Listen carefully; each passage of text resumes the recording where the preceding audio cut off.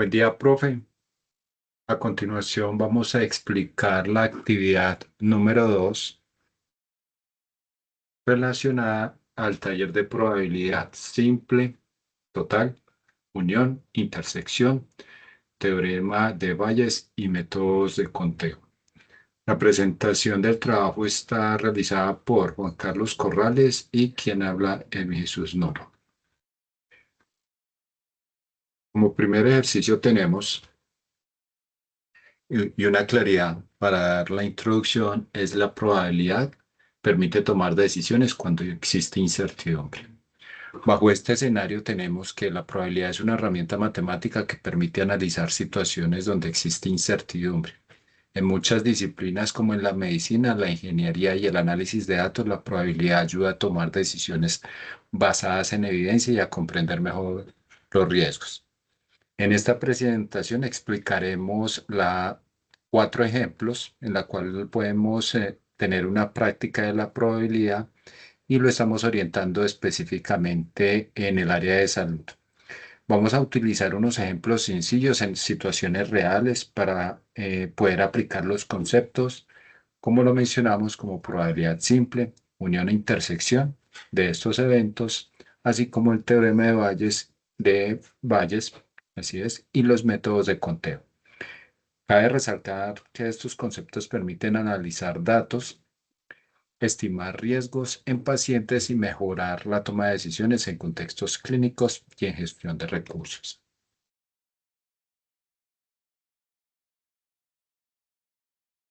Como primer problema tenemos la estimación de riesgo de enfermedad en pacientes.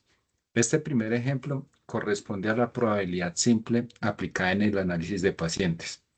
Supongamos que en una clínica se revisan 100 pacientes y se encuentran que 20 de estos se encuentran con hipertensión arterial. La probabilidad simple se calcula como el número de casos favorables dividido entre el número total de casos posibles.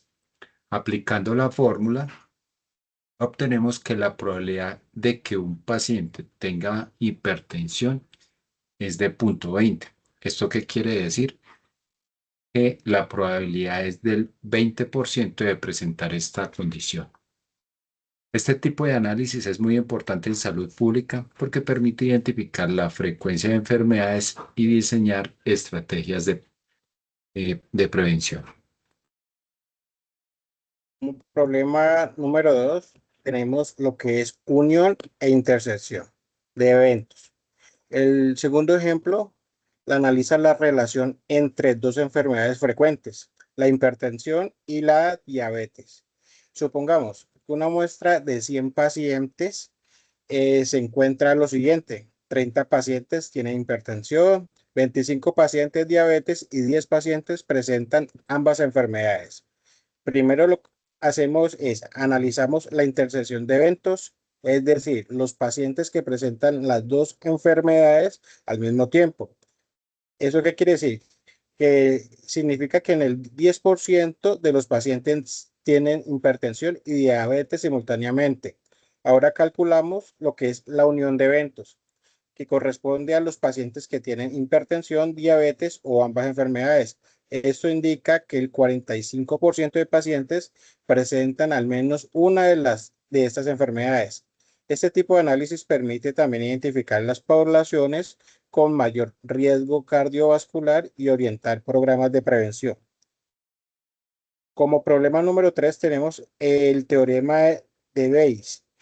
Este tercer ejemplo aplica el teorema de Bayes, una herramienta muy importante en diagnóstico médico y sistema de inteligencia artificial.